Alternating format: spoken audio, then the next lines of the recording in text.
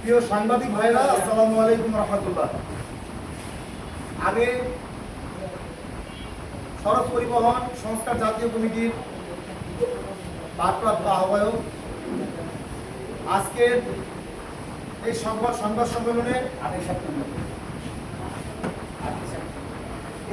সম্মেলনে আপনারা আজকে বিষয়বস্তু জানেন যে সরকারি নির্দেশ অমান্য করে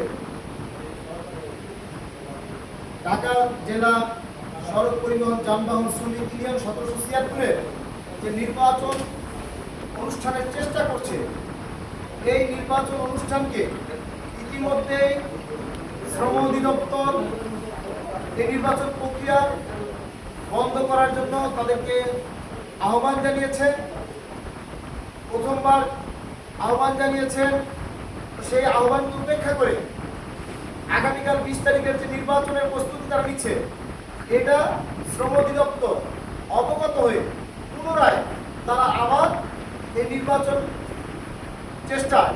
যে চেষ্টা সেই চেষ্টাটাকে বন্ধ করার জন্য আবার নতুন করে চিঠি দিয়েছে এই শ্রম অধিদপ্তর থেকে। কিন্তু আমরা বিভিন্ন মারফত এবং আমাদের শ্রমিক ভাইয়েরা আমাদেরকে জানিয়েছে যে সেখানে নির্বাচনের চেষ্টা অব্যাহত আছে। তো আজকের এই সার্বিক পরিস্থিতি তুলে ধরার জন্য এবং নির্বাচন চেষ্টা বন্ধের দাবিতে আমাদের আজকের এই সংবাদ সম্মেলন। এই সংবাদ সম্মেলনে উপস্থিত আছেন ঢাকা জেলা সড়ক পরিবহন যানবাহন শ্রমিক ইউনিয়নের সাবেক সাধারণ সম্পাদক জনাব সাজু ভাই, উপস্থিত আছেন ঢাকা জেলা সড়ক পরিবহন যানবাহন শ্রমিক ইউনিয়নের সম্মানিত সদস্য জনাব ইসমাইল সরকার, উপস্থিত আছেন অত্র ইউনিয়নের অন্যতম সদস্য আলামিন মনির হোসেন, উপস্থিত আছেন বিভিন্ন সাধারণ শ্রমিকবৃন্দ এবং আরো উপস্থিত আছেন বিভিন্ন শ্রমিক সংগঠনের নেতৃবৃন্দ। এখানে উপস্থিত আছেন ইসলামী শ্রমিক আন্দোলনের সহসভাপতি জনাব হারুনুর রশিদ, উপস্থিত আছেন সড়ক পরিবহন সংস্কার জাতীয় কমিটির যুগ্ম সদস্য সচিব জনাব সৈয়দ মাহবুব ভাই, উপস্থিত আছেন বাংলাদেশ শ্রমিক অধিকার পরিষদের কেন্দ্রীয় সহসভাপতি জনাব ফারুক হাসান,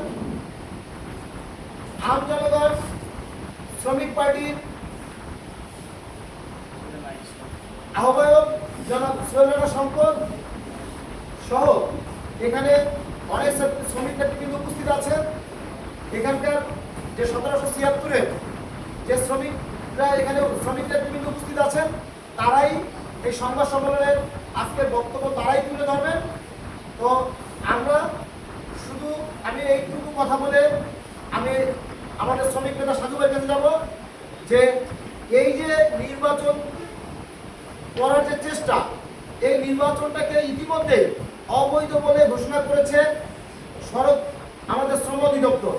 আপনারা জানেন গত 8 তারিখে নির্বাচন কমিশনকে একটা চিঠি দেওয়া হয়েছে, অর্থাৎ এই 1776 নির্বাচন পরিচালনা করার জন্য যে নির্বাচন কমিশন গঠন করা হয়েছে, সেই নির্বাচন কমিশনকে চিঠি দেওয়া হয়েছে। কি চিঠি দেওয়া হয়েছে? যে আপনারা যে নির্বাচনের আয়োজন করতে যাচ্ছেন, এই নির্বাচনী প্রক্রিয়া শুরুতে যে তলবি সভার আহ্বান করা হয়েছিল, যেই সভায় নির্বাচন কমিশন গঠন করা হয়েছিল, সেই সভাটা ছিল অবৈধ এবং অকার্যকর।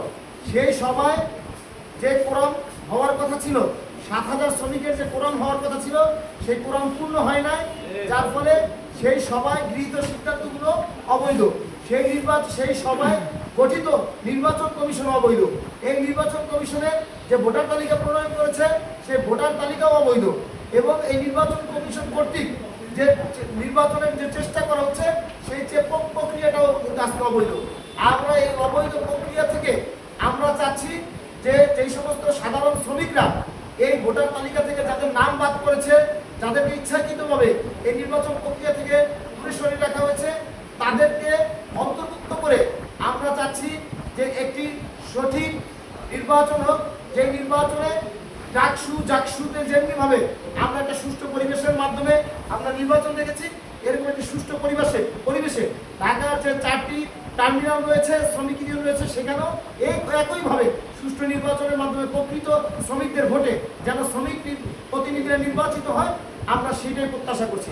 এই পর্যায়ে আমাদের সামনে এই বিষয় নিয়ে এই যে অনুষ্ঠিত, তারা যে অনুষ্ঠানের চেষ্টা করছে, এই নির্বাচনের বিষয়ে কথা বলবেন বা এটা বন্ধের যৌক্তিকতা নিয়ে কথা বলবেন আমাদের সড়ক পরিবহন, ঢাকা জেলা সড়ক পরিবহন যানবাহন শ্রমিক ইউনিয়ন 1776-এর সাবেক সাধারণ সম্পাদক জনাব সাজু ইসলাম।